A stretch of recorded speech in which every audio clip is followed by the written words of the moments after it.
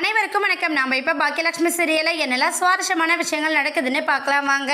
நம்ம பாக்கியலட்சுமி ஈஸ்வரி கிட்ட அத்தை நீங்களும் ரெடி ஆகுங்க, நம்ம ஆட்டோவில் ரெஸ்டாரண்ட் போகலாம், நீங்கள் இங்கேயே உட்காந்து ரொம்ப ஃபீல் பண்ணிக்கிட்டே இருக்கீங்களே, கண்டிப்பாக உங்களை கூட்டிகிட்டு போகிற வாங்க அப்படின்னு சொல்லிட்டு நம்ம ஈஸ்வரி கூப்பிட்றாங்க. ஈஸ்வரி இல்லை நான் வரமாட்டேன், நான் வர்றது நல்லா இருக்காது, எல்லாம் அவர் இருக்கும்போதே என்னோட மரியாதை மான மரியாதை எல்லாத்தையுமே கொண்டு போயிட்டாரு, அவர் இல்லைன்னா ஒன்றும் இல்லைங்கிறத எனக்கு புரிய வைக்கிறதுக்கு தான் போயிட்டார் போல இருக்குது, நான் எங்கேயும் வரல பாக்கியான்னு சொல்கிறாங்க.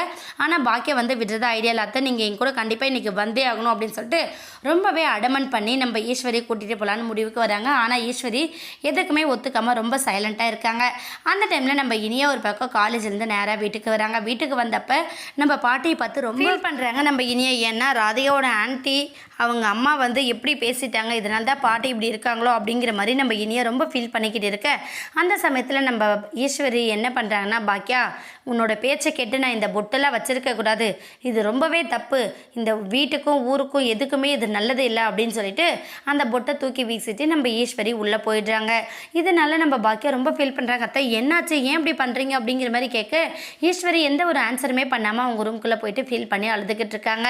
இதை பார்த்து இனி அம்மா இது எல்லாத்துக்கும் காரணம் ராதிகா ஆண்டி, அவங்க அம்மா இருக்காங்கல்ல, அவங்க தான் காலையில் நானும் பாட்டியும் காலேஜ் போகும்போது பாட்டியை கண்டபடி பேசிட்டாங்க. அது மட்டும் இல்லாமல் தாத்தா சித்து அவரோட பணத்துக்கு போட்ட மாலை கூட வாடலை, நீ இப்படி ஊர் சுற்றிக்கிட்டு இருந்தால் அவரோட ஆத்மா கூட சாந்தி அடையாது, அப்படி இப்படின்னு கண்டபடி பேசிட்டாங்க, அதனால தான் பாட்டி இவ்வளோ அப்செட்டாக இருக்காங்க, இல்லைன்னா காலையில் என்ன காலேஜில் பாட்டி தான் ட்ராப் பண்ணியிருக்க வாங்குவான் அப்படின்னு சொல்லிட்டு நம்ம இனியா சொல்கிறாங்க. கேட்டதுமே பாக்கியா ரொம்ப ஃபீல் பண்ணுறாங்க. ஃபீல் பண்ணது மட்டும் இல்லாமல் இப்போ அப்படியா இனியா, ஏன் இது நீ என்கிட்ட காலையிலே சொல்லலை, காலையிலே சொல்லியிருந்தா ரெண்டில் ஒன்று பார்த்துருப்பேன்ல, நீ ஏமா சொல்லாமல் போனேன்னு சொன்னதுமே நம்ம இனி இல்லைம்மா நான் அப்போவே சொல்லலான் தான் உள்ளே வந்தேன், பாட்டி தான் வீட்டில் இருக்கிற யாருக்குமே தெரியக்கூடாது, தெரிஞ்சால் எல்லாரும் வருத்தப்படுவீங்கன்னு சொல்லிட்டு பாட்டி சொல்ல வேணான்னு சொல்லிட்டாங்க, நானும் அமைதியாயிட்டேன். ஆனால் பாட்டி இன்னமும் அதே நினச்சி ஃபீல் பண்ணுறாங்கன்னா என்னம்மா அர்த்தம், பாட்டி எந்த அளவுக்கு மனசு காயப்பட்டிருக்காங்க அப்படின்னு சொல்லிட்டு நம்ம இனியாவும் ரொம்ப வருத்தப்படுறாங்க. உடனே எல்லாரும் ஈஸ்வரி கிட்ட போய் பேசுகிறாங்க.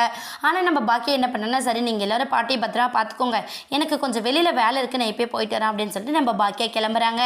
என்ன பண்ண போகிறாங்கன்னு வெயிட் பண்ணி பார்க்கலாம். இந்த வீடியோ உங்களுக்கு பிடிச்சிருந்தா மறக்காமல் நம்ம சேனலை சப்ஸ்கிரைப் பண்ணுங்கள். தேங்க்யூ.